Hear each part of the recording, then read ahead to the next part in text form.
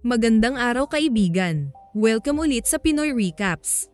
Ang palabas na ibabahagi ko ngayon ay ang Season 3 ng American Fantasy TV series na Game of Thrones na ipinalabas noong March hanggang June 2013. Tumatakbo si Sam para habulin ang mga kasama pero napatigil siya nang makita ang isang Night Watch na wala ng buhay. Ilang saglit lang ay may patungo sa kanyang White Walker. Dahil sa takot, hindi na siya nakagalaw. Nang atakehin na sana siya nito, bigla itong sinunggaban ni Ghost ang direwolf ni Jon. Kasunod ay sinilaban ito ni Commander Jor. Marami ang nalagas sa Night's Watch sa pag-atake ng mga Blue-Eyed o mas kilala sa tawag na White Walkers. Nagalit ang commander kay Sam dahil hindi ito nagpalipad ng Raven para ipaalam sa King's Landing na nagumpisa ng umatake ang mga halimaw. Kaya kailangan umano nilang bumalik ng wall. Nang mga sandaling iyon, nakarating na sa camp ng wildling si Jon kasama si Ygritte at iba pa. Dito namangha ang lalaki dahil sa unang pagkakataon, nakakita siya ng higanti. At habang patungo sila sa tent ni Mance, maraming galit sa kanya at tinatawag siyang crow o uwak. Dahil umano sa uniform ng Night's Watch na purong itim. Pagkapasok nila sa tent, sinalubong sila ni Tormund, ang right hand ng kanilang hari. Sinabihan sila ni Ygritte na gusto niyang umanib sa wildlings. Lumuhad si Jon sa pag-aakalang ito ang hari pero hindi pala. Nang lumabas si Mance, pinatayo siya nito dahil hindi umano sila luluhod kanino man. Dito siya tinanong ng leader bakit niya tatalikuran ang pagiging Night's Watch. Gusto umano niyang makipaglaban sa mga White Walkers. Dahil hindi niya matanggap na hinahayaan ng Night's Watch mabuhay ang kagaya ni Craster na inaalay sa halimaw ang sariling mga anak. Samantala sa King's Landing, kinausap ni Cersei si Tyrion. Nabalitaan nitong makipagkita siya sa kanilang ama kaya binalaan siya ng reyna na huwag magkamali ng sasabihin sa kanilang ama. Ayaw nitong mapahiya sa mga pinaggagawa nito lalo na sa kanilang dalawa ni Jaime. Nakaligtas pala si Davos noong tumilapon siya sa dagat nang sumabog ang wildfire. Napadpad ito sa mga batuhan. At ilang araw pa ang lumipas bago siya nailigtas ng mga pirata na tumulong sa kanila sa pakiglaban sa King's Landing. Ngunit sa pagkakataong ito, ayaw nang sumugal ng pirata sa kanila. Sa kabilang banda, inabandona ng Lannisters ang Harrenhal kaya nang dumating ang army ni Robb sa castle, wala nang buhay lahat ng tao sa paligid.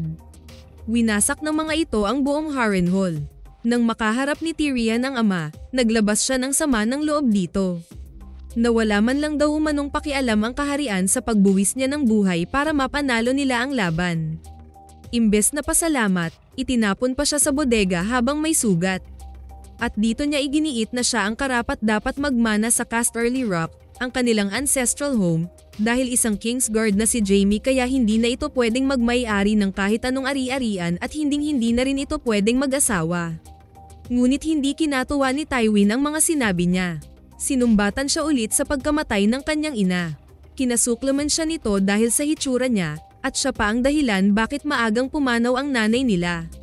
Dagdag pa ng ama na hindi nito kayang patunayan kung anak ba talaga siya nito. Liban pa man, isa umano siyang Lannister kaya tinatamasa umano niya ang pagiging noble ng pamilya nila.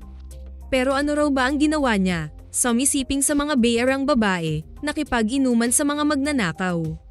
Kaya wag daw niyang mabanggit-banggit ang karapatan niya sa Casterly Rock dahil siguradong gagawin lang umano niyang bahay aliwan ang kanilang ancestral home. Dagdag ni Tywin na ililipat siya ng kwarto ayon sa pagiging Lannister niya at bibigyan din siya ng mapapangasawa pagdating ng tamang panahon. Sa kabilang banda, kinausap ni Peter si Sansa tungkol sa paglalayag nito papuntang Harrenhal. Noong una, ayaw umalis ng dalaga sa King's Landing pero nagbago na ang isip nito. Gusto na rin itong makabalik sa Winterfell kaya nakiusap ito sa council na isama ito sa pag-alis sa capital. Pumayag naman ang lalaki basta walang makakaalam sa plano nila. Habang nag-uusap ang dalawa, sinabihan ni Rose si Shae na bantayan si Sansa kay Peter. Na wag umano silang magtiwala sa lalaki. Samantala, ilang araw na din naglalakbay sa karagatan ang barko nila Daenerys. Lumalaki na rin ang kanyang mga dragons. Naiinip na ang babae. Gusto na nitong magkaroon ng army. Kaya sinabihan siya ni Jorah na malapit na sila sa Astapor kung saan may mga slave army dito na tinatawag na Unsullied. Pinakamagaling umano ang mga sundalong ito sa buong mundo. Yun nga lang, itinuring itong mga alipin ng kanilang mga amo. Nang makaharap ni Daenerys ang master ng Unsullied Army, lantaran silang iniinsulto ng lalaki. Pero sinisikap ng kanilang Valyrian translator na si Missandei na hindi sabihin ang bastos at maanghang na mga salitang sinabi ng amo nito. Pagkatapos ng pag-uusap na iyon, mas naging interesado si Khaleesi na makuha ang 8,000 Unsullied Army dahil gusto niyang makawala ang mga ito sa pagiging alipin ng kanilang Valyrian master. Maya-maya lang ay muntikan ng ma-assassinate si Daenerys ng isang mangkukulam na galing ng Qarth. Mabuti na lang at nailigtas siya ni Bar Easton, ang dating commander ng Kingsguard ni Haring Targaryen, na ama ng babae at naging guard din ni King Robert. Tinanggal ito ni Joffrey dahil matanda na umano ito at di na kayang ipagtanggol ang hari. Kaya hinanap nito si Daenerys at nangako na ipagtatanggol nito ang Khaleesi gaya ng pagtatanggol nito sa ama. Hinatid ng mga tauhan ni Saan si Davos sa dalampasigan ng Dragonstone. Nang makaharap niya si Stannis, sinisisi siya ni Melisandre kung bakit natalo sila sa labanan. Kung hindi lang umano niya kinumbinse ang hari na wag itong isama, sigurado umanong nakuha na nila ang Iron Throne ngayon.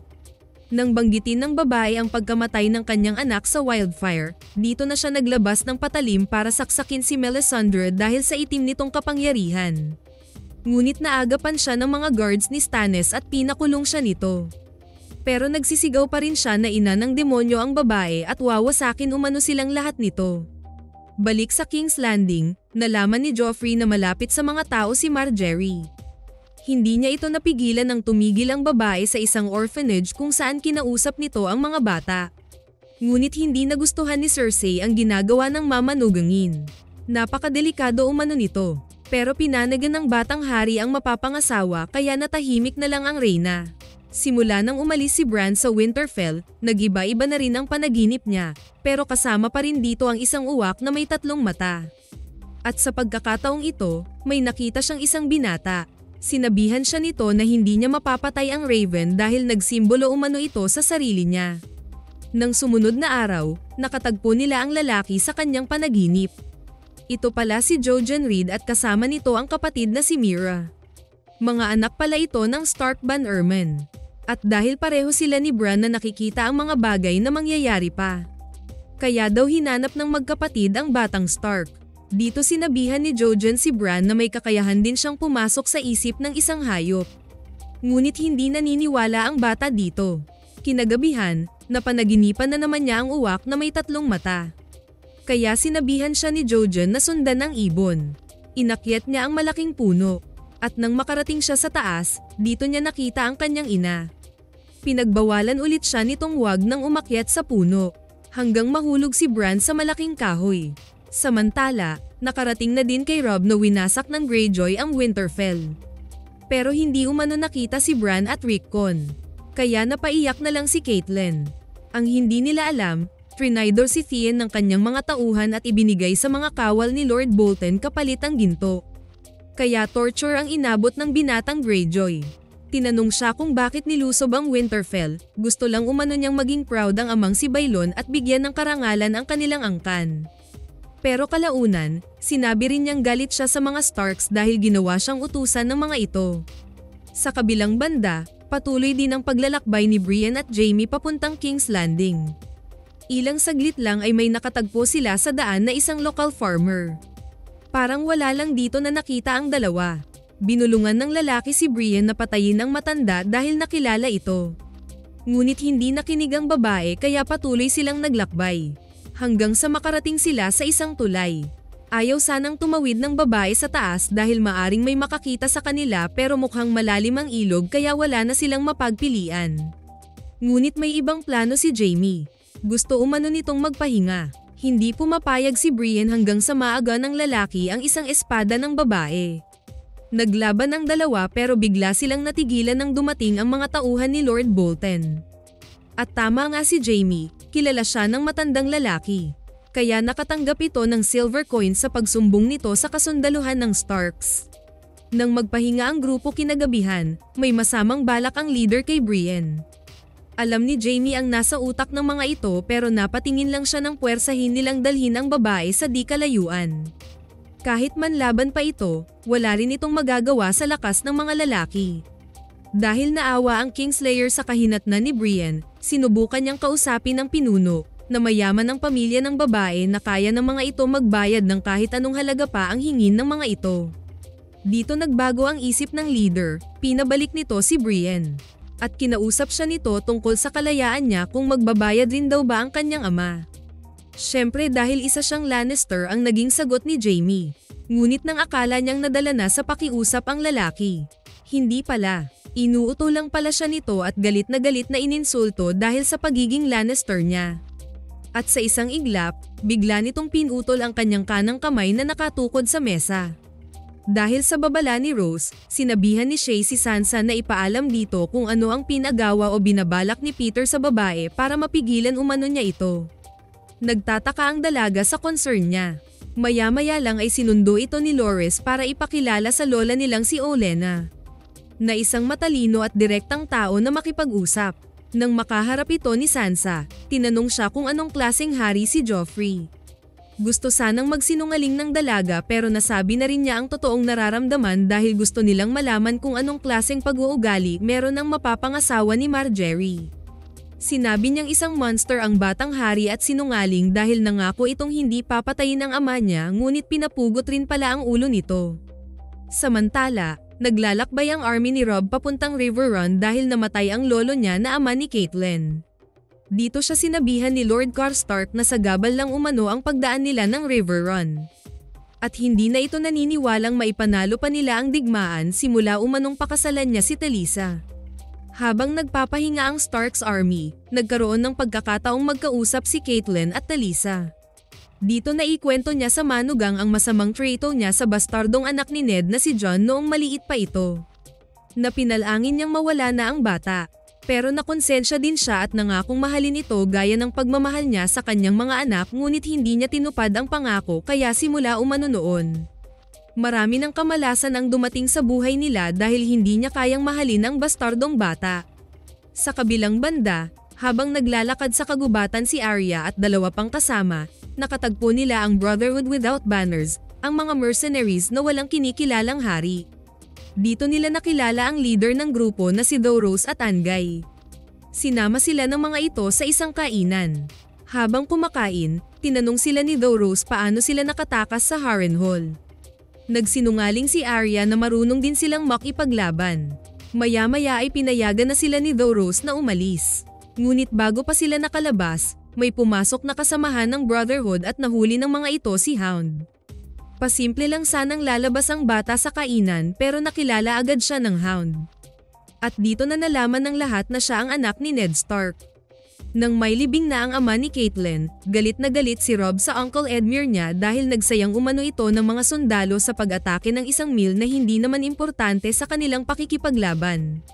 Ngunit sagot nitong may dalawang hostage naman daw silang Lannister.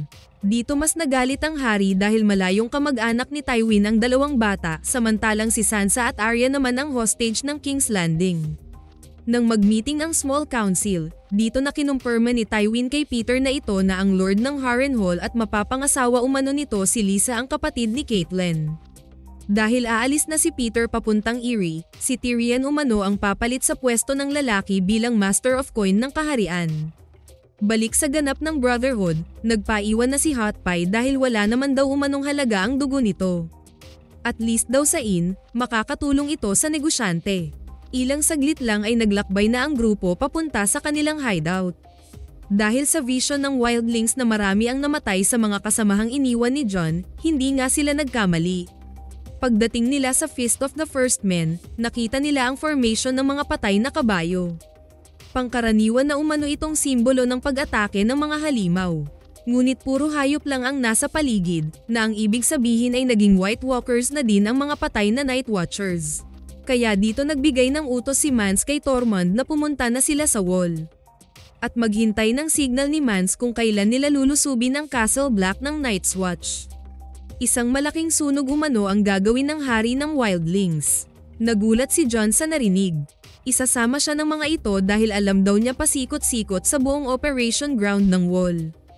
Samantala, nakarating na sa pamamahay ni Craster ang grupo ni Commander Jor. Kahit hindi maganda ang huling encounter ng Night's Watch sa lalaki, tinanggap pa rin nito ang grupo. Pero mainit ang dugo nito sa kanila. Lantaran nitong ininsulto si Sam dahil sa katawan nito kaya lambas ang lalaki. Pumasok ito sa kubo kung saan nanganganak ang isa sa mga asawa ni Craster na si Gilly. At laking takot nila nang makitang lalaki ang anak nito. Nang sumunod na gabi, lalong uminit ang ilan sa watchers kay Craster dahil gutom ang mga ito habang kumakain at iniinsulto sila ng lalaki. Dahil dito hindi na nakatiis ang iba, sinagot na nila ito. Mas lalo silang minaliit nito kaya sinaksak ng isa ang wildling. Nang umawat ang commander, sinaksak din ito ng isa pang watcher. Dito na nagkagulo ang lahat. Mabilis na kumilos si Sam dahil alam niyang papatayin siya ng nagrebeldeng watcher. Pinuntahan agad niya si Gilly at sinamang tumakas ang babae at ang anak nito. Balik sa Astapor, matinding pang-iinsulto pa ang narinig ni Daenerys sa master ng Unsullied Army pero hindi pa rin ito translate ni Missandei. Wala umano siyang kakayahang bilhin ng army kaya dito nakipag-negotiate si Khaleesi na kukunin niya lahat kapalit ng isa sa kanyang mga dragons. Sabay na di sumang-ayon si Jorah at Bar Easton, na mas mahalaga umano ang mga alaga niya kesa army ng alipin. Na kaya siyang ipanalo ng dragons kesa mga Unsullied. Ngunit buo na ang desisyon ng babae, at kasama niyang kinuha ang babaeng translator.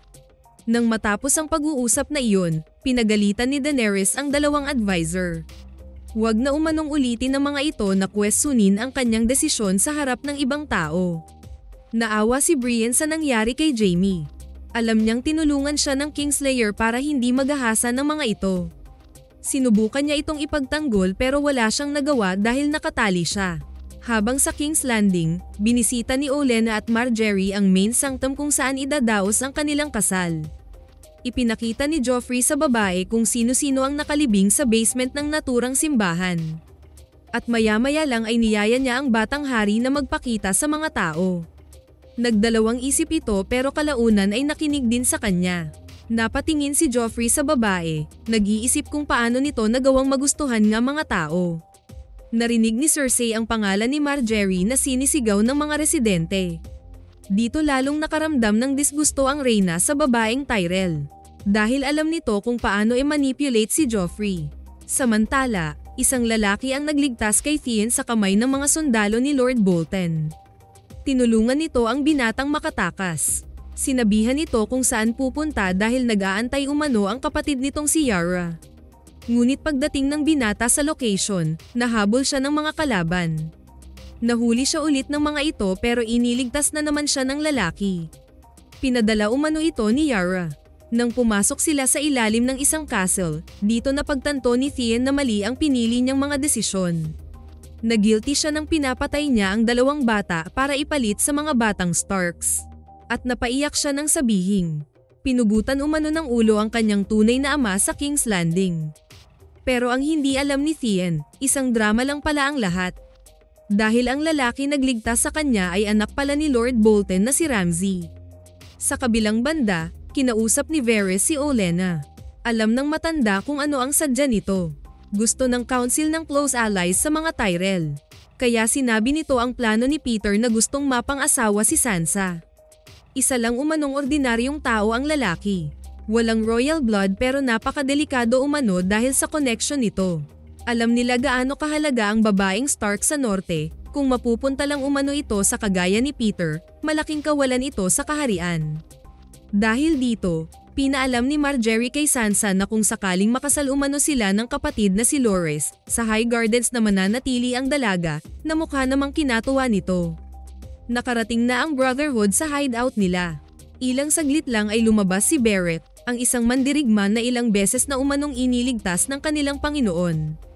Ininsulto nila si Hound sa mga nagawa nitong krimen. Ngunit tinanggi ito ng lalaki. Galit na galit si Arya dito kaya inakusahan niya itong pumatay sa kaibigan niya sa King's Landing. Sinunod lang umano nito ang utos ng hari sagot ni Hound. Maya-maya lang ay sinintensyahan nila ang lalaki ng trial by combat. At si Beric ang makakalaban nito gamit ang isang nagliliyab na espada. At ayon sa paniniwala ng Brotherhood, kung anuman ang resulta ng laban, ay siyang katotohanan. May takot si Hound sa apoy pero nanaig pa rin ito sa laban. Dahil dito, walang silang magawa kundi pakawalan ng lalaki na kinagalit ng todo ni Arya. Balik sa Astapor, nagharap na sa huling pagkakataon si Daenerys at ang master ng Unsullied Army. Nang ibigay na ng babae ang dragon sa Valyrian Master at binigay din nito ang gintong pamalo bilang simbolo na sa kanya na ang mga sundalong alipin. Ilang sandali lang ay umiiyak na ang dragon. Ngunit ang hindi alam ng lahat, nakakaintindi at nakakapagsalita pala si Daenerys ng Valyrian dahil isa siyang tunay na Valyria. Dito nagulat ang lahat, kasunod nito ay inutusan niya ang Unsullied na patayin ang lahat ng masters at pakawalan ang lahat ng alipin. Mabilis namang sumunod ang kanyang army. Sa kanya binanggit ang salitang Dracarys na ang ibig sabihin ay magbuga ng apoy sa taong gusto niyang ipapatay. Nang lumino na ang paligid, sinabihan niya ang mga Unsullied na malaya na ang mga ito sa pagiging alipin. Na kung sino ang gustong umalis, makakaalis ito na payapa at walang mananakit. Ngunit walang ni isang gumalaw sa hanay ng army. Maya-maya ay nagtanong siya kung handa ba silang makipaglaban para sa kanya. Walang nagsalita pero isa-isa nilang binabagsak ang kanilang mga sibat bilang sagot kay Khaleesi. Kasunod nito ay naglakbay na palabas ng Unsullied Camp ang buong army ni Daenerys. Sana nagustuhan nyo ang part 1 ng Season 3 ng Game of Thrones. Maraming salamat sa inyong panonood. Kita-kits tayo sa susunod na video.